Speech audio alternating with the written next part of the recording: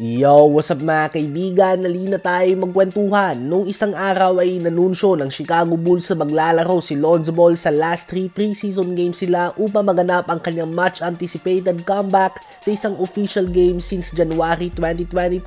Ganun pa man ay hindi nga ito naganap kahapon laban sa Memphis Grizzlies matapos na siya ay makaramdam ng knee soreness sa kanyang tuhod na inoperahan na ng madaming beses. Kaya naman ang former number 2 pick ay questionable pa sa ngayon sa remaining preseason games ng Chicago Bulls. Subalit expected pa din nga na magiging handa ang panganay na Ball brother sa simula ng regular season kung saan makakaharap ng Chicago Bulls ang dati niyang team na New Orleans Pelicans. Si Lonzo ay magkakaroon muna ng minutes restriction at hindi din siya inaasahan na maglalaro sa mga back-to-back games. Ano ba ang masasabi niyo tungkol dito?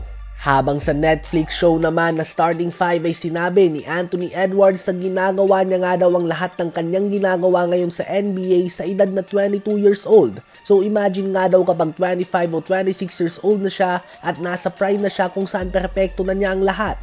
Mag-seatbelt na lang nga daw at sumama sa kanyang biyahe. Yan nga ang banta ni Ant-Man sa liga matapos sa pangunahan ng Minnesota Timberwolves sa Western Conference Finals sa edad na 22 years old. Ang ibang fans ay naniniwala kay Edwards na mag-iensayo siya ng matindi kaya niya nasasabi ito at kumpiyansa siya sa kanyang work ethic kaya naman talagang confident din mga kaibigan ang batang to. Handa nga siyang i-outwork ang mga kapwa niya star sa liga, habang iba naman ay sinasabi na nauuna palagi ang kanyang salita at kahit prime mo na nga daw ay hindi ka pa rin magiging perpekto. Si Edwards ay nagpakitang solid season as a 22-year-old player last year at gusto niya nga itong iangat sa next level sa bawat taon at agad niya nga itong pinakita sa game kanina ng Minnesota Timberwolves at ng New York Knicks. Sa unang tapatan nila ni Karl Anthony Towns ay nag-init si Anthony Edwards at nagtala siya ng 31 points and 3 assists on 8 of 13 shooting sa 3-point line at ginawa niya din ito sa loob lamang ng 26 minutes of playing time. Napakataas nga ng volume ng kanyang 3-point shots mga kaibigan.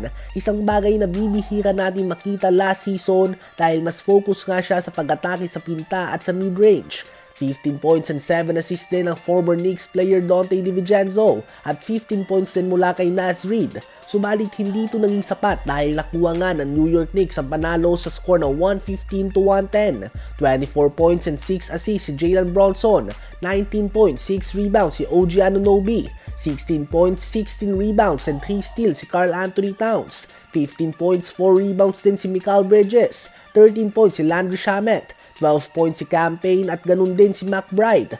Sa 25 minutes naman sa loob ng court ni Josh Hart bilang starter ay 0 points siya at 0 field goal attempts. Di nga mga kaibigan tumira ng kahit isang beses. Matapos din ang game ay nagkaroon ng sagutan si Rick Bronson na tatay ni Jalen Bronson at assistant coach ng Knicks at si Donte DiVincenzo. Ano ba ang masasabi nyo tungkol dito?